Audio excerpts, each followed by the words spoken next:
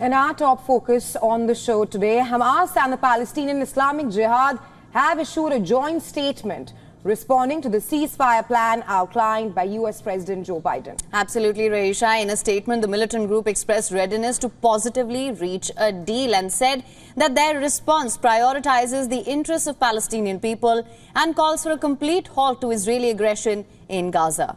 According to reports, Hamas proposed amendments to the plan, which includes a ceasefire timeline and the complete withdrawal of Israeli troops from Gaza, further emphasizing on how the ball is now in the Israeli courtyard. Qatar and Egypt have also confirmed that they received a response from Hamas and Palestinian factions to the latest ceasefire proposal and prisoner hostage swap deal. Meanwhile, the United States has said that it is evaluating the response and it will continue their mediation efforts until an agreement is reached. We're in receipt of this reply that Hamas delivered to Qatar and to Egypt, and we are evaluating it right now. And I think that's really as far as I'm going to go today. Just that we have this response and we're working our way through it and looking at it. The response comes 2 weeks after US President Joe Biden set out a three-stage plan for ending the war in Gaza. Now, it is a three-part proposal which begins with an immediate 6-week ceasefire in which the Israeli Defense Forces would withdraw from the populated areas of Gaza. The first phase would also include the exchange of Israeli hostages for Palestinian prisoners and supply of 600 aid trucks every day. In the second phase, Israel and Hamas would negotiate terms for a permanent end to hostilities, and the final phase would include a major reconstruction plan for Gaza with international support. U.S. Secretary of State Antony Blinken earlier said that Israeli Prime Minister Benjamin Netanyahu had reaffirmed his commitment to the plan. However, according to an Israeli official who spoke on conditions of anonymity, the Israeli official said that Hamas had changed all the main and meaningful parameters of the deal. The ceasefire plan outlined by Biden has also sparked backlash from far-right factions in the Israeli government, with two ultra-nationalist parties threatening to topple Netanyahu if he accepts it. Meanwhile, on the battlefield, an Israeli strike on the village of Joya in southern Lebanon killed at least 4 people, including a senior field commander in Lebanese armed group Hezbollah. According to the Palestinian Health Ministry, the Israeli forces killed 6 Palestinians in West Bank on Tuesday.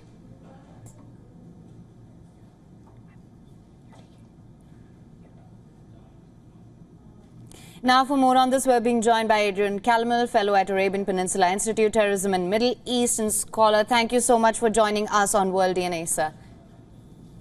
Thank you for having me. Sir, for weeks, the United States has said that the ball is in Hamas's court. It has now submitted its response. We've seen a lot of back and forth when it comes to the proposal, the ceasefire deal as well. With this response, Hamas is essentially asking for a complete halt to hostilities in Gaza. We know that Israel has been adamant. It says that its objective is to completely annihilate Hamas.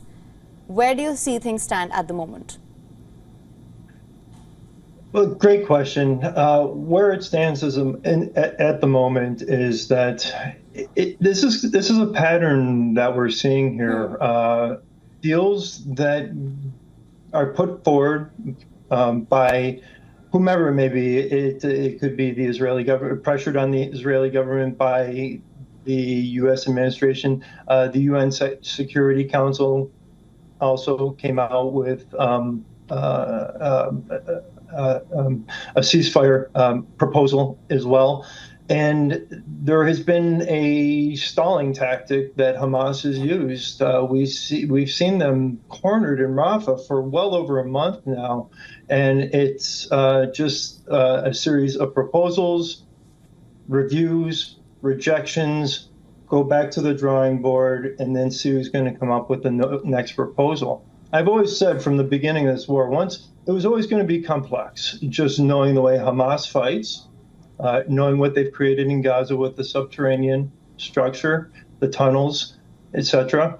But putting the hostage element into it completely changed the dynamic of this war and changed the dynamics. And these negotiations ultimately hinge on getting those hostages back for Israel, along with Hamas's destruction. You could say that's part of it, but getting those hostages back has been front and center from day one. And if you look at the track record, it's leverage. Yahya Sinwar knows this is leverage.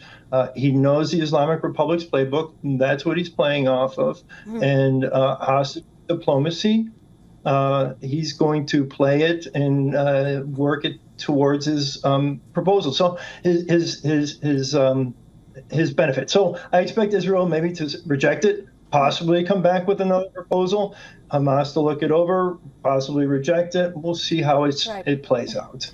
Right, Mr. Calmel, you've clearly outlined how this only further makes the situation more difficult for both Israel and Hamas militants. How does this sit politically with Netanyahu, given that he is under pressure from the far right, with some ultra-nationalists even going against the ceasefire deal proposed by U.S. President Joe Biden? Yeah, absolutely.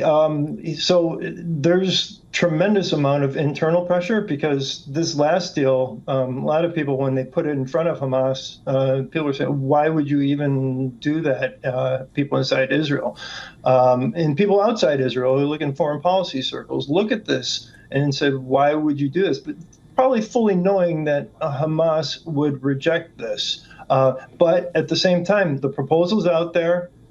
Pressure is being put by Blinken on and the President of the United States on the Israelis to offer some type of deal, work out some type of arrangement. And they're also putting pressure on the Arab nations, their Arab neighbors, to put pressure on Hamas.